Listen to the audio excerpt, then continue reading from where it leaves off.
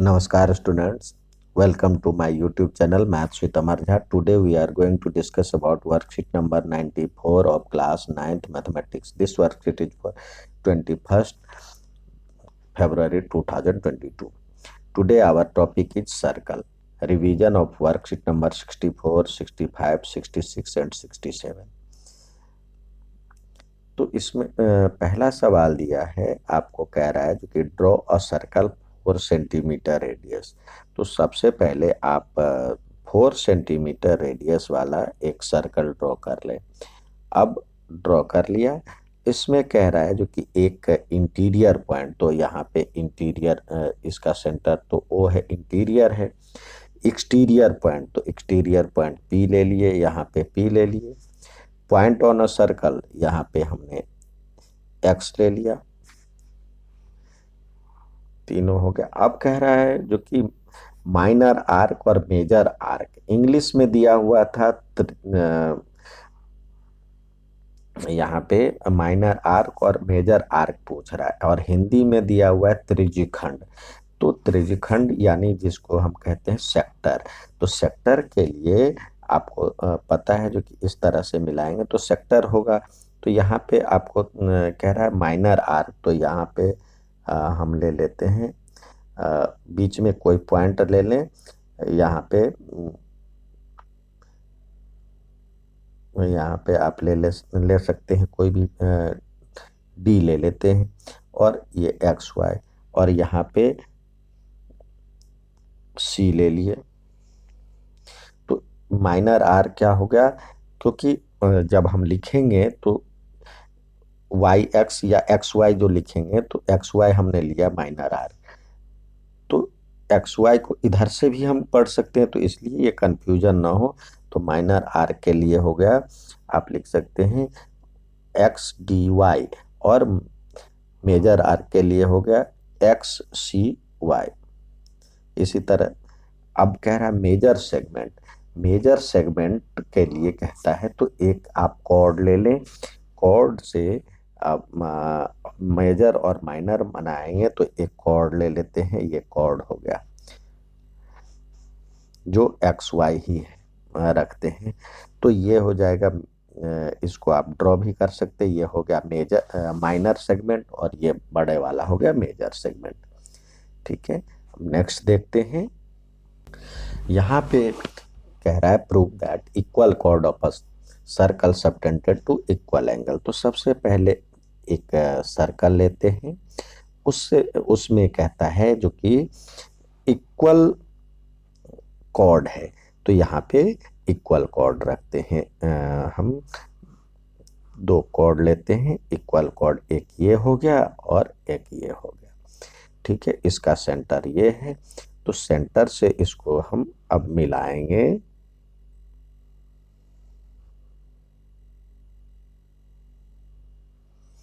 तो हमें कह रहा है जो यहाँ पे जो एंगल है वो बराबर बनेगा। तो हम लेते हैं ए बी सी और डी, ये इक्वल कॉर्ड। तो देखिए यहाँ पे दिया हुआ है, पहले इस ट्रायंगल में चलते हैं, इन ट्रायंगल ए, यहाँ पे ओ ले ले, A O B and C O D. तो देखिए ये बराबर में ये, तो लिख सकते हैं ए O equal to O C, ये, और O B equal to O D, यहाँ पे लिख सकते हैं रेडियाई ऑफ सर्कल। साथ ही आपको दिया हुआ A B equal to C D, A B equal to C D, ये गिवन है। तो इसका मतलब ये दोनों ट्रायंगल कॉन्ग्रुएंट हो गया, तो लिख सकते हैं, यहाँ पे लिखे triangle A O B is congruent to triangle C O D. तो सी पी सी टी से ये बराबर में ये, तो that means A O B equal to angle C O D. Proved, यही तो प्रूव्ड करना था। नेक्स्ट सवाल देखते हैं। यहाँ पे कह रहा है if two circles intersect two points prove that their centres lies on perpendicular bisector on the common chords. अब सबसे पहले यहाँ पे टू सर्कल दिया हुआ है, टू सर्कल लेते हैं, ड्रॉ करते हैं। तो एक ये सर्कल हो गया और दूसरा आप ये सर्कल हो गया, जो दोनों पे दो बिंदु पे दो पॉइंट पे ये मिलता है। कॉमन कॉर्ड इसको हम यहाँ पे इसका सेंटर ओ है, इसका सेंटर ओ डैश है। इसको अब मिलाएं। अब इसको मिला दिए, ठीक है। अब कह रहा क्या है, और ये दिया हुआ है, ये मान लेते हैं ए और B.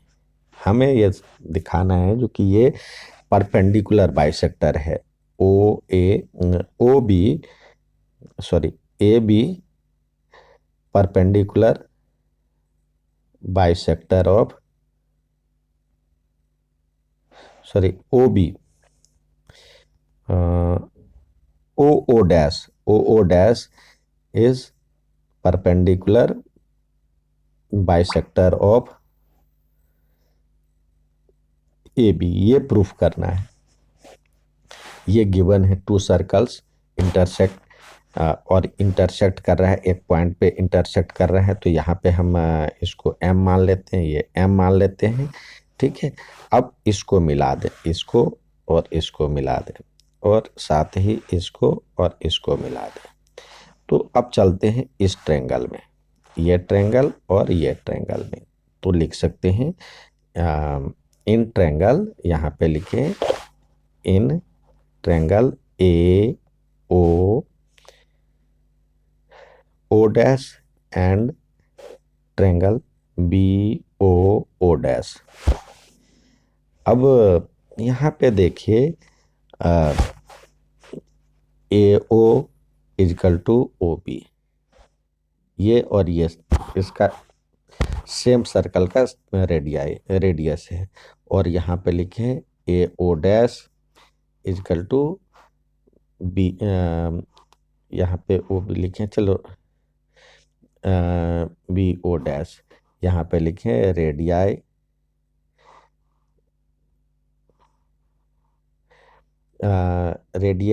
Radii of same circle, और साथ में O dash equal to O dash, ये कॉमन है। तो इसका मतलब क्या हो जाएगा, इसका मतलब ये हो जाएगा सीपीसीटी से ये triangle A O dash is परपेंड similar to triangle B O dash. कैसे हो गया, ये हो गया बाय ए सॉरी एस। तो सीपीसीटी से ये एंगल बराबर में ये एंगल, तो लिख सकते हैं, आइए इधर लिखें एंगल, यहाँ पे लिखें A O dash equal to angle B O dash CPCT से, ठीक है। अब ए ओ डैश को हम लिख सकते हैं ए ओ एम, और ये बी ओ एम, हम इतना ही हिस्सा ले सकते हैं। अब चलते हैं इस ट्रेंगल में, इस ट्रेंगल में A O M and triangle B O M में, यानी ये ट्रेंगल और ये ट्रेंगल में, ठीक है। तो यहाँ पे लिखेंगे हम, देखिए ये वाला ट्रेंगल है हमारा, ये ट्रेंगल और ये ट्रेंगल, तो ये बराबर में ये, और ये एंगल बराबर में ये एंगल, ठीक है, और ये कॉमन है। तो लिखेंगे A O equal to B O, ये रेडियस हो गया, और साथ में हमने दिखाया A O M equal to angle B O M, ये रेडियाई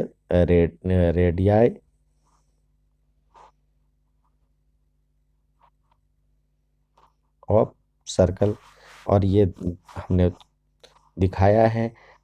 और साथ में आप ले सकते हैं O M equal to O M, ये कॉमन है। तो इसका मतलब क्या हो जाएगा, ये दोनों ट्रेंगल कॉन्ग्रुएंट हो जाएगा। Triangle A O M is congruent to triangle B O M, B O M कौन से नियम से, एस ए एस रूल। तो ये कॉन्ग्रुएंट हो गया। अब सीपीसीटी से अब लिख सकते हैं, ये कॉन्ग्रुएंट हो गया तो ये एंगल बराबर में ये एंगल, साथ ही ये बराबर में ये प्रूफ हो गया। तो हम लिख सकते हैं ए एम बराबर में बी एम। तो यहाँ पे लिखें A M equal to B M हो गया एक तो, और यहाँ पे A A M O, A M O equal to B M O, ये एंगल बराबर हो गया। लेकिन ये दोनों मिलकर के, ये दोनों तो लीनियर पेयर बनाता है, ये लीनियर पेयर बनता है। ठीक है, तो लिखेंगे, यहाँ पे लिखें but angle A M O plus B M O equal to 180, linear pair. तो इससे A M O plus A M O लिख सकते हैं, A M O equal to 180। तो इस तरह से ए एम ओ हो जाएगा, ए एम ओ हो जाएगा 90 डिग्री। तो ये 90 डिग्री भी हो गया और बराबर भी हो गया। तो that means A O O dash जो हो गया be a perpendicular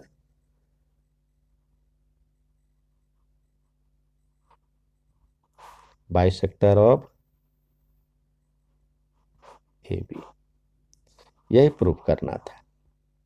proved. Next सवाल देखते हैं।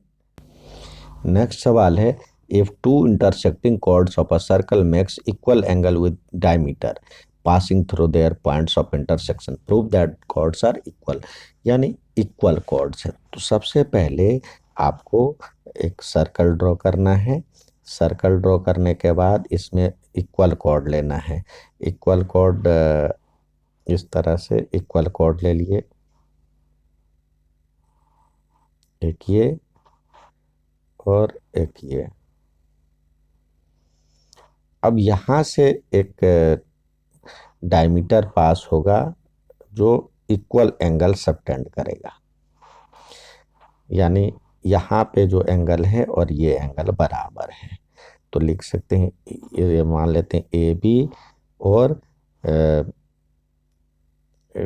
ए सी, दो रेडियस, दो कॉर्ड है A B equal to A C are equal chords.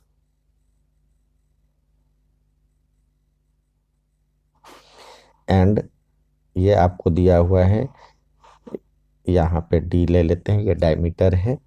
तो और ये इस सेंटर है ओ, तो लिखें A sorry B A O equal to angle C A O, C A O, ये इक्वल एंगल दिया हुआ है।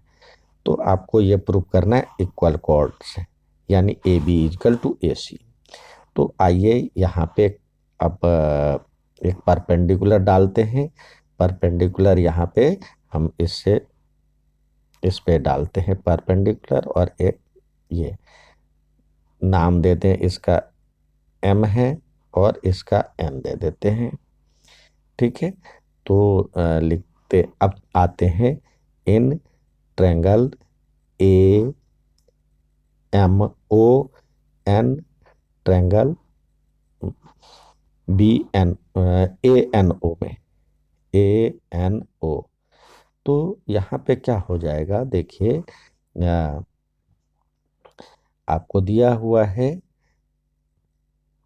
यहाँ पे हमने क्या डाला है, O M perpendicular to A B and O N perpendicular to A C, ये ड्रॉ किया है हमने, कंस्ट्रक्शन में हमने लिखना है। ठीक है, तो अब चलते हैं इस ट्रायंगल में। अब इस ट्रायंगल में क्या देखते हैं,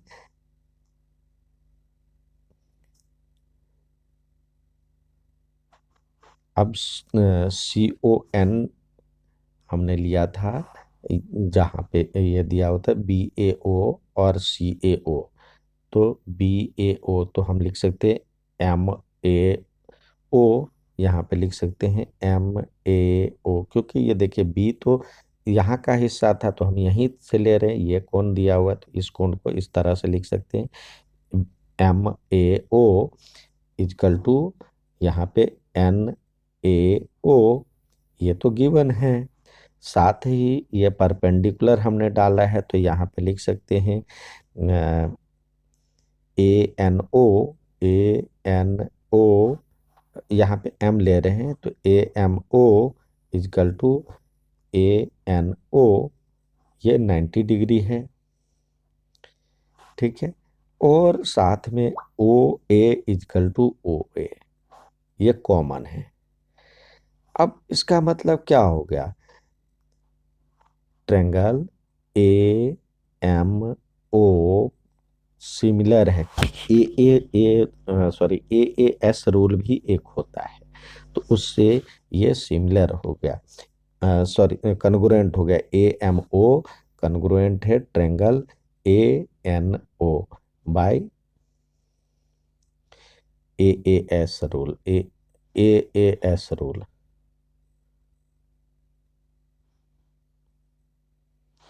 तो इसका मतलब ये कन्ग्रुएंट हो गया, तो सीपीसीटी से क्या हो जाएगा,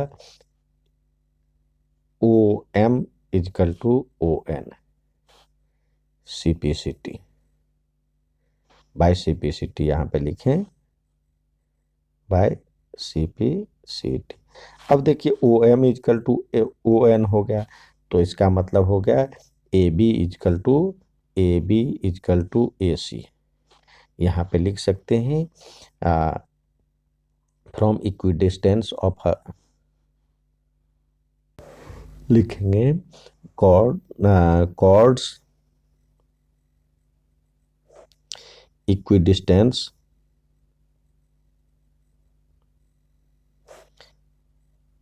फ्रॉम अ सेंटर